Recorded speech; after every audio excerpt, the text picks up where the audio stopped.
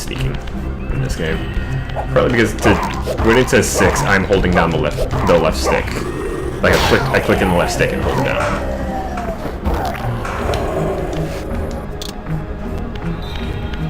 But and I'm gonna level with you guys. One of the like I said, I love the Legacy of Kain series of games. Put that there for the moment. Let's open up this. And in fact, one of the games that I was playing for a while when it was in closed beta, I did get access to it. That was one of the big inspirations from even starting this channel. Was the multiplayer online battle game called Nosgoth, because that was set in this. Unfortunately, we probably won't see another Legacy of Kain game for a huge amount of time, because the two companies that made this series, and I'm going to keep going between calling it a series and calling it a game.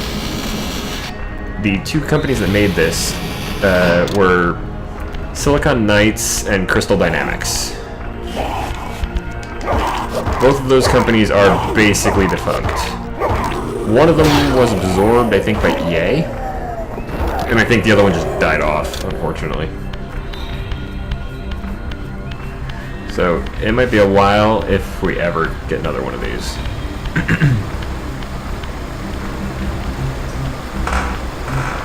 This, at least, had remained constant. The endlessly swirling vortex of the abyss, my tomb, and the womb of my rebirth. Though much of Nosgoth's landscape had changed, these cliffs gave me my bearings. My clan territory was to the west. I was anxious to see how my descendants had fared during the centuries of my absence. As you probably got from the whole Children of Duma thing, Duma is is one of Raziel's vampiric brethren.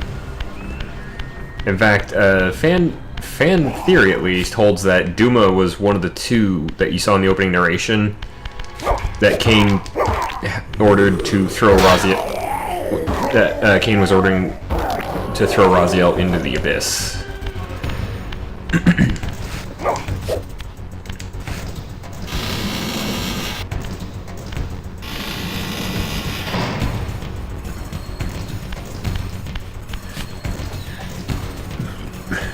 Here.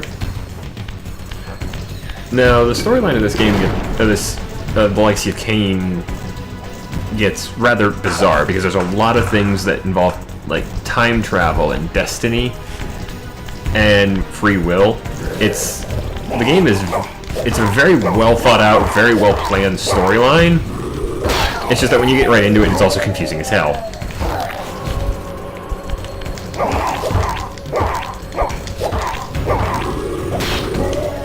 Also, yeah, you can throw weapons, which I do occasionally like to do.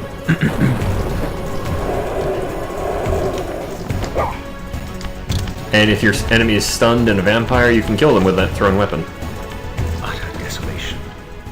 My once proud kin wiped from this world like excrement from a boot. I knew the hand that wrought this deed. You can also pick up torches to serve as a weapon, because again, remember, vampires have to worry about injuries that impale them or inflame them.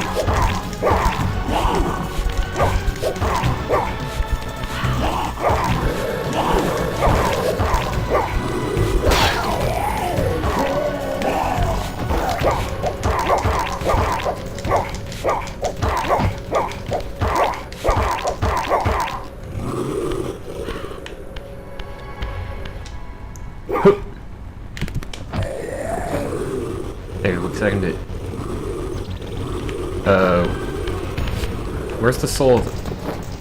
Where's the soul of... You know... That is one thing you have to be careful of when retrieving your weapon, is that if you haven't absorbed the soul of the vampire can just get right back up. There we go.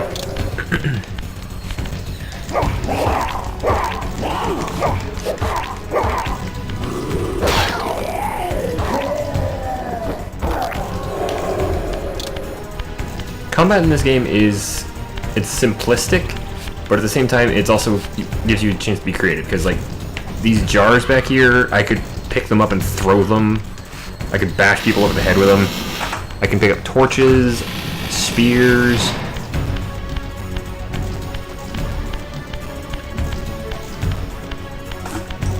Now, there are human enemies in this game as well, so...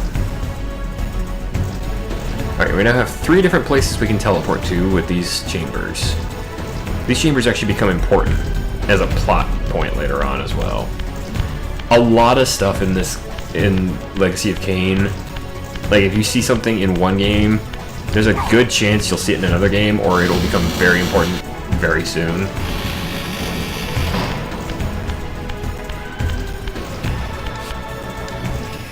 But the mention of the pillars is also an important thing, because the pillars are not just a location in Nosgoth.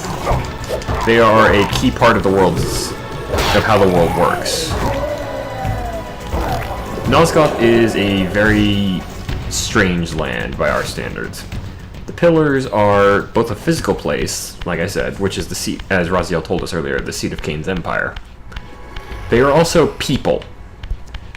There are, I believe, 9 pillars, and each one is basically each one is tied to a person, and that person is basically able to do whatever they feel like within that sphere. So, for example, there's the pillar of energy. The person there actually does develop electrical technology, despite the fact that this is a very much a like mid to late medieval time period. I think there are some firearms in one of the later games, but for the most part, it's swords, bows, crossbows, armor.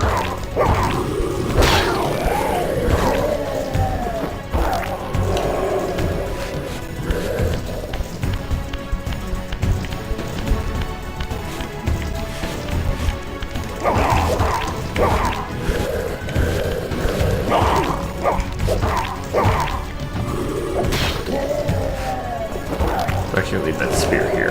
Actually, no, I'm not. There are things I could use to kill vampires in this area, but better to make sure I've got something by bringing it with me.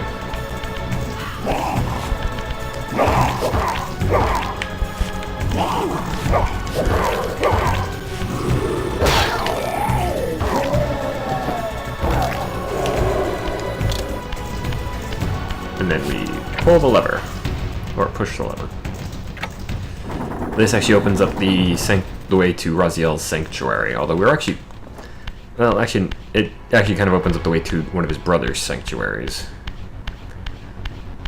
Which is important, because this is a lot like a Zelda game, in that you get new abilities depending on where you are in the storyline. But it's also, in a way, kind of like a Mega Man game, in that your abilities come from beating bosses. And you do eventually get a better weapon than just random spears you pick up off the ground.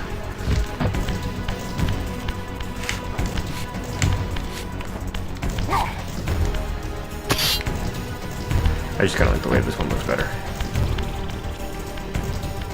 No! Please!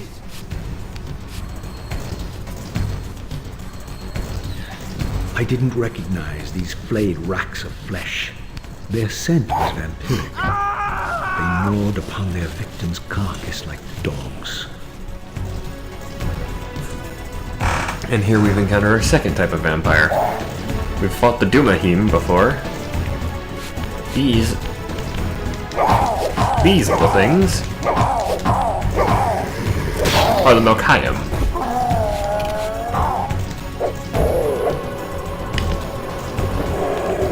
Namely, they're descended from Raziel's brother Melchiah,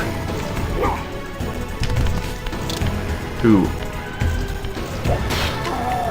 we'll get a little bit more history on in just a bit.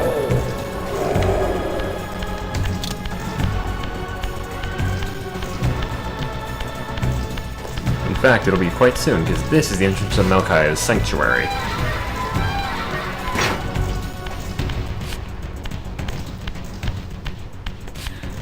And there's a human.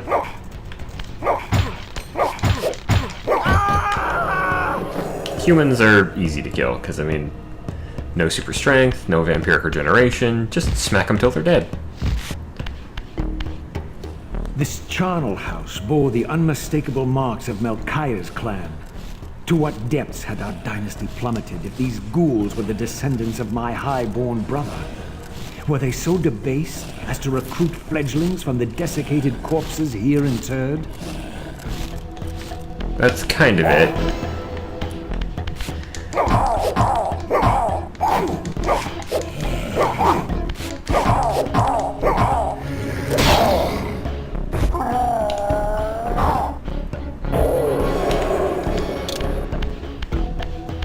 You're gonna see me absorbing souls a lot, because that is that's your only way to heal,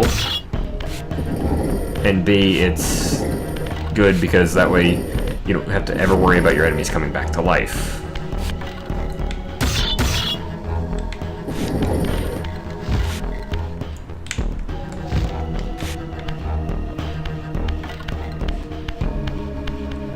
My brother Melchiah was made last, and therefore received the poorest portion of Kain's gift. Although immortal, his soul could not sustain the flesh, which retained much of its previous human frailty. This weakness, it seemed, was passed on to his offspring. Their fragile skins barely contained the underlying decay. Yeah. Like I said, that's kind of the problem for Melchiah. Although his children have found interesting ways of dealing with it. For example, they can tunnel through the ground quite easily. And Melchiah himself has come up with some interesting techniques, which is why we're here. We do want to destroy him because he was present at our destruction. Did I hear an enemy? Meh. Oh, up here.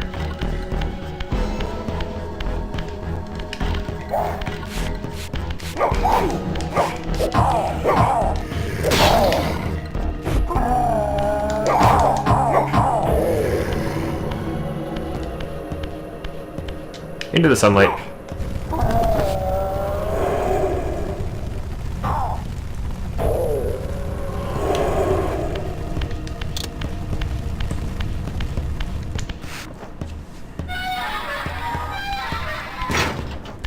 Unfortunately, we don't really get in this game. We don't get to fight Duma. He was supposed to be included, but I think he was cut. I'm pretty sure it was just he was cut for time, so he becomes a major enemy in the second Soul Reaver. And as I was saying earlier, I don't plan on playing Blood Omen just because I don't have a good way to get a copy of it. This is actually not played on a PlayStation 1, which is what it originally released on. I'm playing this on PC. I got this through GOG. You can get the entire series through either it or Steam. The reason I got this one on GOG while the others are on Steam is I think this one has just a little bit better controller support. Because I am playing this with a controller. It's a third-party controller, so don't ask. I mean, if you really want to know, I can tell you what kind of controller it is, but... Or I could if I could remember.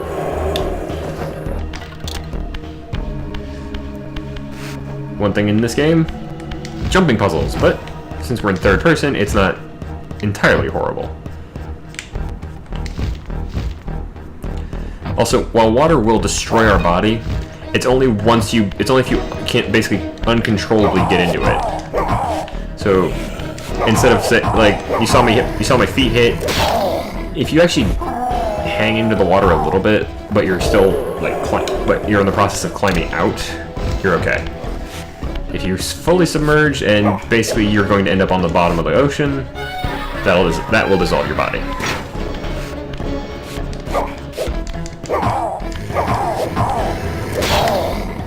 I do have some camera control. Unfortunately, the camera controls are in a really weird spot on the controller.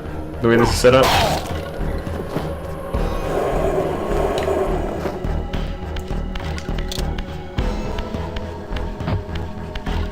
So, specifically the controller I'm using, for some reason and I can change, you can change the button mapping on this game, which is good. But for some reason, the camera controls pan left, pan right are on select and start respectively.